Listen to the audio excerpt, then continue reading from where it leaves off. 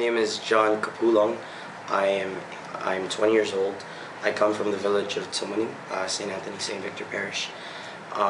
My roles in that parish, I've been for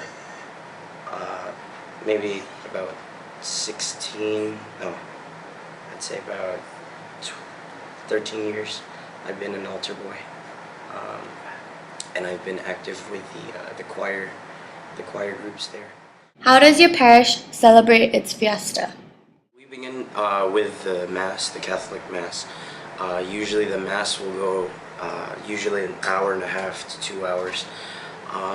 Before the final blessing is given, we usually have the procession around the village with the patron saint of that village. And as soon as we make it back to the church, then we will receive the final blessing from the priest, and then they'll have the three bibas, you know.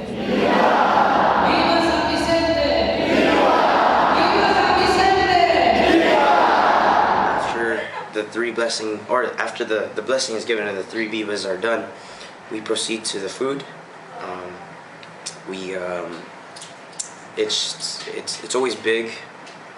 We just have a huge amount of food. We have great selection of food, and it usually just ends with that.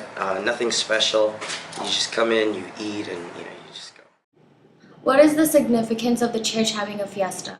The significance is to honor the saint or the blessed of the day.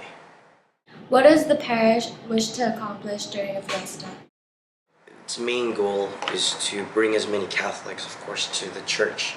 And especially on this day, which we take pride in, we try to just gather all Catholics to remember the saint, which we are celebrating. We do it to keep them in check, of course. We want to make sure that these Catholics are continuing to live their faith, and by continuously going to Mass and not forgetting that there are saints there that we can look up to. Do you think the parish successfully accomplishes this? Yes, they do. Year in, year out, I see hundreds of thousands of Catholics, and come from St. Anthony. That church just fills up, and I think we only take in maybe about 800, that's the maximum, but sometimes it's so big that we have an overflow on the outside. How does your first encounter with the church fiesta differ from the way you experience it now? Well, of course, I was just a little boy. I was probably like 5 years old when I can remember my first fiesta. There were people then that I don't see now. Some have gone, before, or some have gone, some have died, some have moved on to other lives, whether it be in the States or moving out, doing their own thing. But it's a huge difference. Back then, we, like thinking about our speakers in the church, we only had like 2 major speakers, which didn't really produce much sound. And then, just like looking into the technology, kind of thing.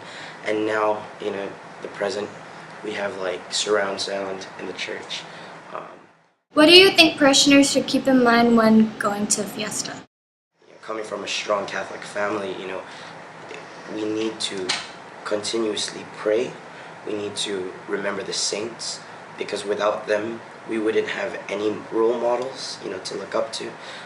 Like Mama Mary, the best saint, the best, when we have the December 8th, it's really a great time to really look at her and just say, you know what, I want to live my life according to how you lived yours, and if your life is what it takes to get to heaven, then it's something that I need to do.